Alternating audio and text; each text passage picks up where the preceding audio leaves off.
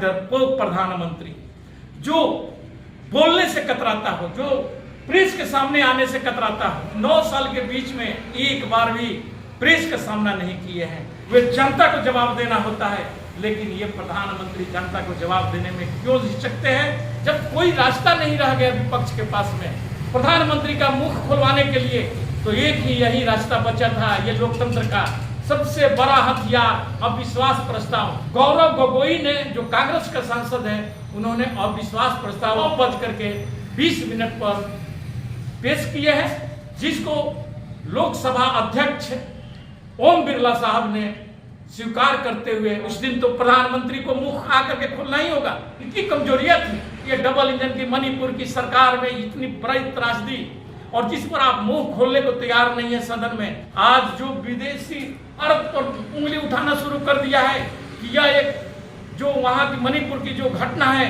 बहुसंख्यकों को बढ़ावा देने के लिए अल्पसंख्यकों पर वहां अत्याचार कराया गया, और ये सत्ता पक्ष का सोची समझी चाल है। आपको इतनी ताकत देने के बाद इतना कमजोर कैसे हो?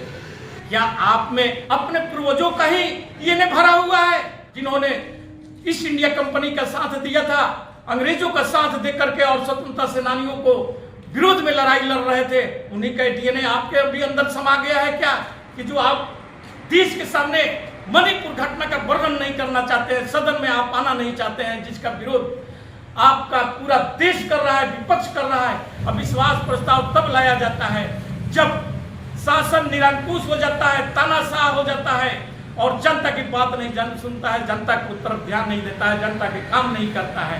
संसद में विपक्षी दलों ने मोदी सरकार के खिलाफ जो अविश्वास प्रस्ताव लाया है, इसका मुख्य कारण क्या? आज जो मोदी सरकार तानाशाही रूप धारण की हुई है और किसी भी बातों पर जवाब देने के लिए तैयार नहीं है, जिसके खिलाफ में आज विपक्ष के सांसद एकजुट होकर के और अविश्वास प्रस्ताव पेश किया है, जिसे ओम बिरला साहब जो चेयरपर्सन है, उन्होंने स्वीकार कर लिया है। ऐसा होता है कि यदि 10 बजे के पहले यदि कोई भी अविश्वास प्रस्ताव लाता है तो उसे उसी दिन बहस करा लिया जाता है। एक ऐसा भी रूल है कि 10 दिन तक का चेयरपर्सन अपना समय रख सकता है, जो अध्यक्ष होते हैं सदन का, और 10 दिन के अंदर में किसी भी दिन वो बहस करा सकते हैं। सबसे बड़ी बात यह है जानने की कि ये जो अविश्वास प्रस्ताव लाया गया, ये मणिपुर घटना पर प्रधानमंत्री मोदी एक भी शब्द बोलने के लिए सदन में तैयार नहीं है। वे अपने मंत्रियों से तो इधर उधर की बातें करा रहे हैं, लेकिन सदन में वो स्वयं आकर के नहीं बोल रहे, जबकि इतनी बड़ी जघन्य कांड वहां पर हुआ है। 50,000 से अधिक लोग बेघर होकर के शिविर में रह रहे हैं, और सैकड़ों जाने गई है। आज भी आग ऐसा फैला हुआ है कि जिसको देख करके आम लोगों के रूहें कांप जा रही है। लोग अपने घर छोड़ करके शिविर में रह रहे हैं। ऐसी ऐसी औरतें जो प्रेग्नेंट हैं, वे लोगों को शिविर में रहना पड़ा, और शिविर में आप जानते हैं कि क्या पोजीशन होता है, कैसी रहती है। वहां का संजीवा जेल जो है उसको भी बनाया जा रहा है, ताकि विस्थापित लोगों को जो इस त्रासदी में उन पर आफत आया हुआ, उनको रखने की भी व्यवस्थाएं की जा रही है। लेकिन सबसे बड़ी बात है कि प्रधानमंत्री को, देश के प्रधानमंत्री हैं, आप अपने को बोलते हैं कि मैं चौकीदार हूं। फिर जब चौकीदार हैं तो आपको जनता के सामने आकर के, सदन में आकर के क्यों नहीं बोलते हैं? आप अपने सांसदों को तो कल ही एक मीटिंग कर करके, और उसमें एनडीए को बुरा भला, उसको ब्रिटिश ईस्ट इंडिया कंपनी और मुजाहिदीन और अन्य नामों से जोड़ देते हैं। लेकिन वही बात आप सदन में भी बोल सकते थे, सदन में आना चाहिए था प्रधानमंत्री को।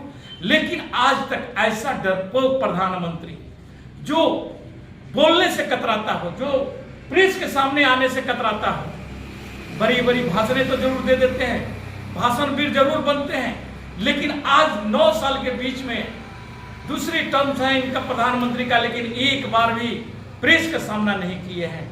जबकि देश कोई भी प्रेस ये लोकतंत्र का चौथा स्तंभ होता है, और उसके सामने आकर के रूआबरू होना और वे जनता को जवाब देना होता है, लेकिन ये प्रधानमंत्री जनता को जवाब देने में क्यों हिचकते हैं, ये आज तक समझ से परे रहा है।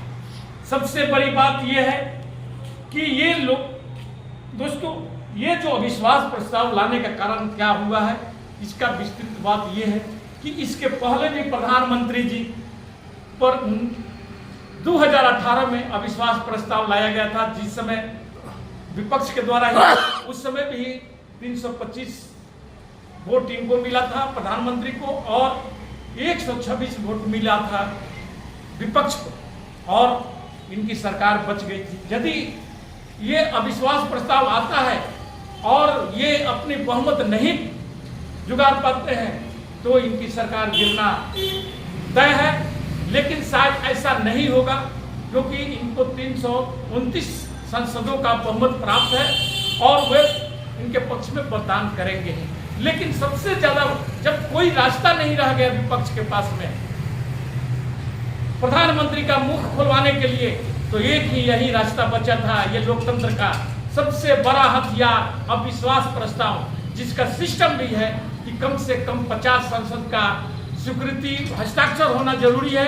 वे सारे चीज किया है और आज जो सदन में पेश किया गया है अविश्वास प्रस्ताव, उसको गौरव गोगोई ने, जो कांग्रेस का सांसद है, उन्होंने अविश्वास प्रस्ताव 9:20 पर पेश किए हैं, जिसको लोकसभा अध्यक्ष ओम बिरला साहब ने स्वीकार करते हुए और बोले हैं कि मैं इसका तारीख तय करूंगा और वह तारीख 10 दिन के अंदर में किसी भी दिन वह बहस कराया जाएगा। उस दिन तो प्रधानमंत्री को मुख आकर के खोलना ही होगा, आकर के बतलाना ही होगा कि किनकी कमजोरियां थी, किस कारण से आप एक तरफ बोलते हैं कि डबल इंजन की सरकार है और दूसरी तरफ ये डबल इंजन की मणिपुर की सरकार में इतनी बड़ी त्रासदी, और जिस पर आप मुंह खोलने को तैयार नहीं है सदन में, इस पर अब आकर के तो आपको आप इतना छीछा लेदर क्यों कराते हैं देश को।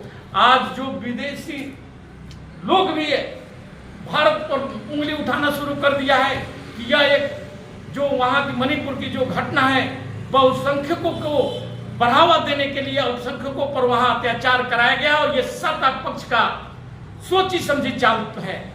ये सामने पूरा विश्व जगत इस चीज पर आपका थू थू कर रहा है। प्रधानमंत्री जी, देश के लोग हंस रहे हैं आपकी बातों से कि आपको इतनी ताकत देने के बाद इतना कमजोर कैसे हो।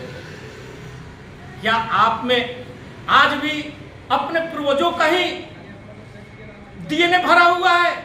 आप दूसरे का डीएनए चेक करते हैं क्या? आपका पूर्वजों का, जिन्होंने ईस्ट इंडिया कंपनी का साथ दिया था, अंग्रेजों का साथ दे करके और स्वतंत्रता सेनानियों को विरोध में लड़ाई लड़ रहे थे, उन्हीं का डीएनए आपके भी अंदर समा गया है क्या? कि जो आप देश के सामने मणिपुर घटना का वर्णन नहीं करना चाहते हैं, सदन में आप आना नहीं चाहते हैं, जिसका विरोध आपका पूरा देश कर रहा है, विपक्ष कर रहा है, आप आने को तैयार नहीं है। लेकिन अब कहां बचकर जाएंगे ये भी बतला दीजिए। आज विपक्ष आपको इस ढंग से घेर लिया कि आप पर अविश्वास प्रस्ताव ला दिया है। मैं जानता हूं कि आपको घमंड है कि हमको 329 संसदों का बहुमत प्राप्त है, हमारा क्या बिगाड़ लेगा विपक्ष, लेकिन बिगाड़ तो नहीं सकता है। लेकिन आपकी कलई तो खोल ही दिया अविश्वास प्रस्ताव ला करके। अविश्वास प्रस्ताव तब लाया जाता है जब शासन निरंकुश हो जाता है, तानाशाह हो जाता है और जनता की बात नहीं सुनता है, जनता की तरफ ध्यान नहीं देता है, जनता के काम नहीं करता है। वही काम आप मोदी जी आज देश के सामने आप प्रस्तुत किए हैं। इसी के साथ मैं अपना वक्तव्य समाप्त करता हूं। जय हिंद, जय भारत।